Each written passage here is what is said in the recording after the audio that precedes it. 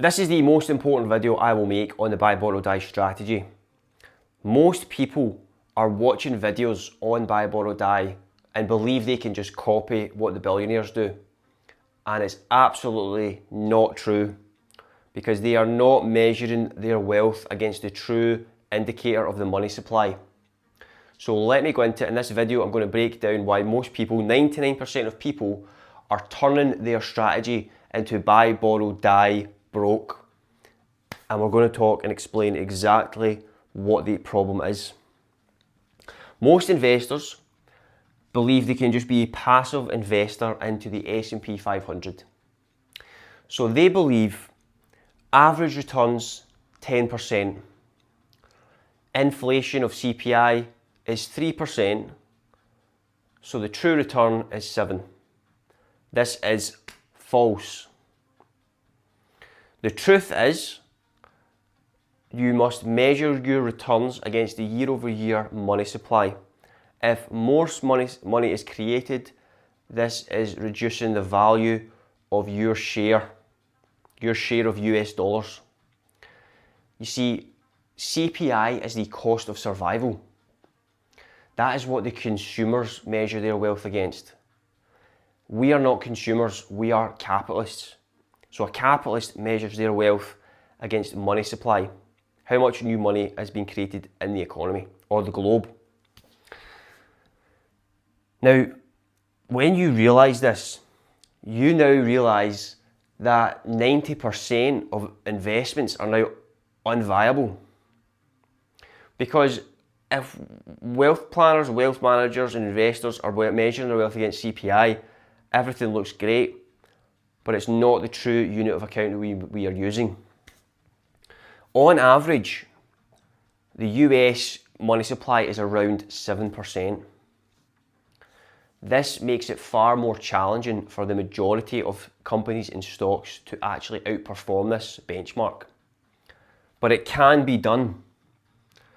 This takes a while for people to actually accept, because you've been given the wrong information.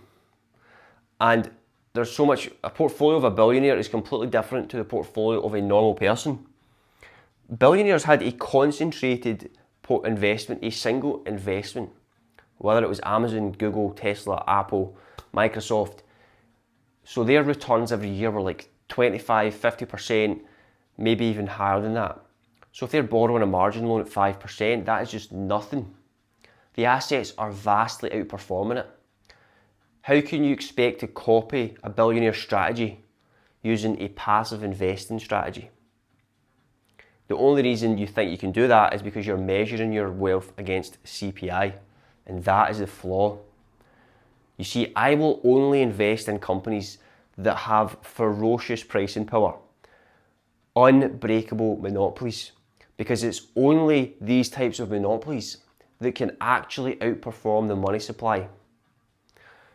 The only other asset that can keep up with money supply is gold. See, when you begin to measure your wealth in gold, you start to realise how vastly investments have underperformed.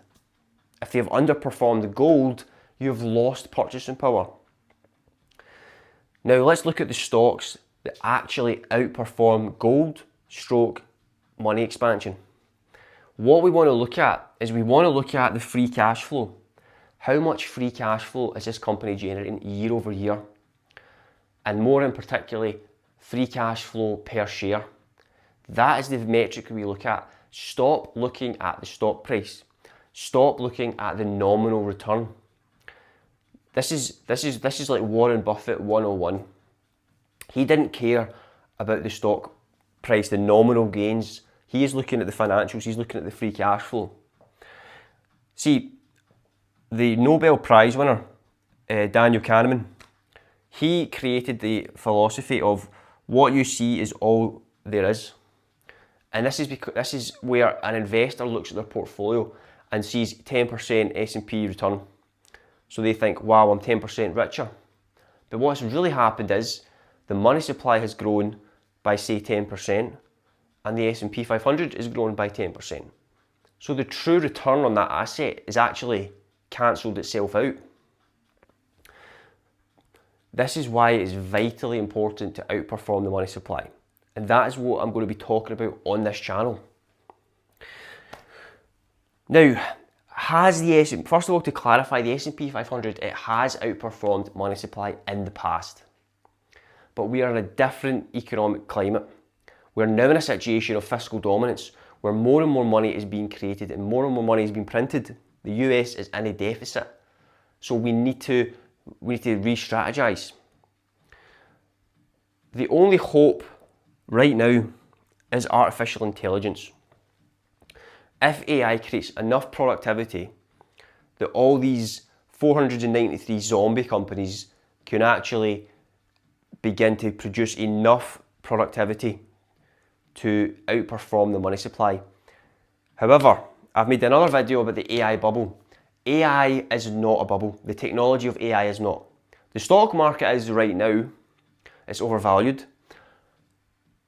Even worse for people that are dollar cost averaging into the S&P 500 right now.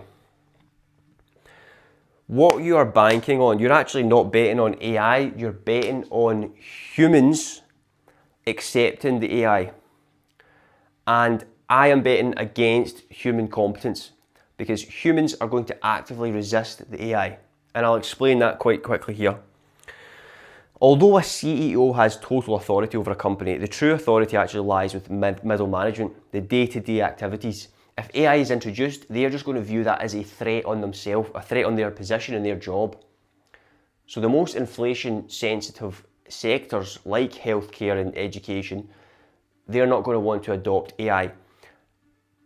See, when the computers were created, no productivity happened until the business transformed itself around the technology. Otherwise, just giving someone a computer didn't even create any productivity. And it's the exact same with AI. So if we're betting on AI to fix all this, we're betting on humans putting their ego to the side, putting their insecurities to the side, and transforming their entire business around this new technology.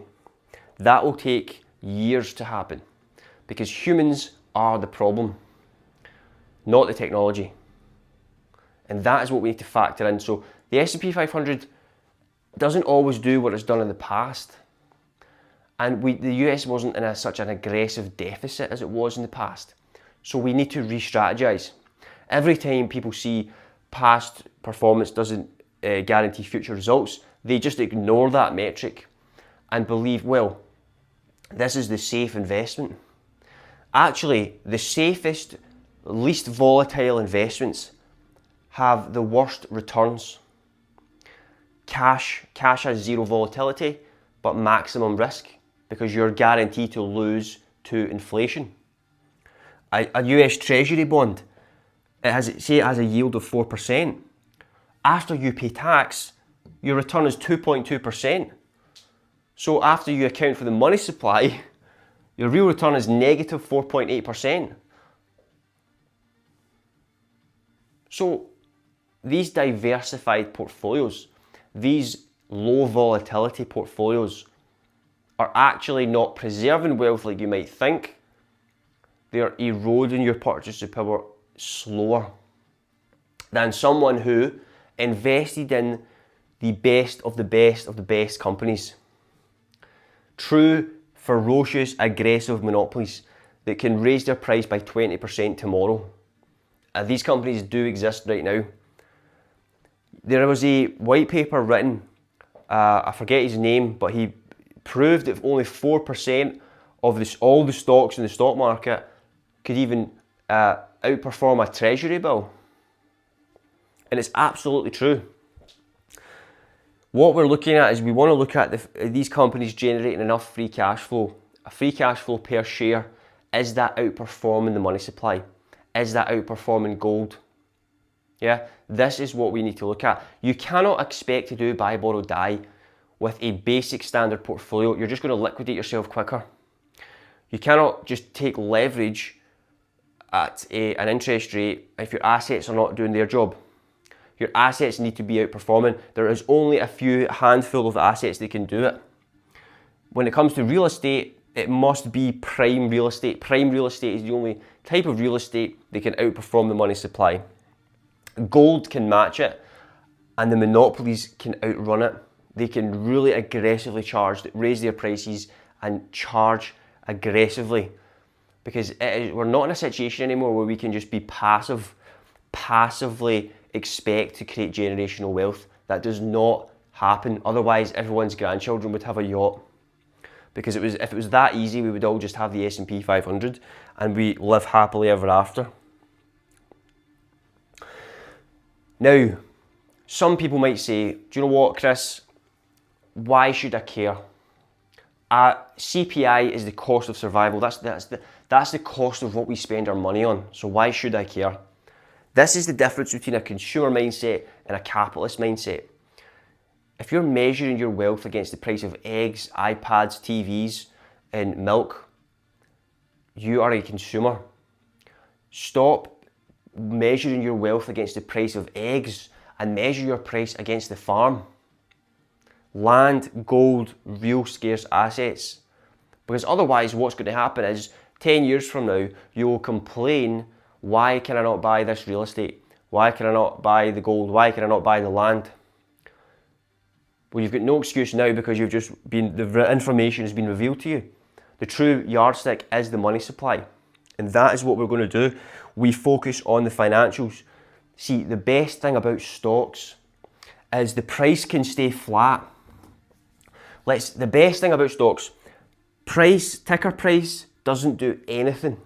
But the company's financials, the free cash flow is going up. Let's imagine it's going up 20% a year.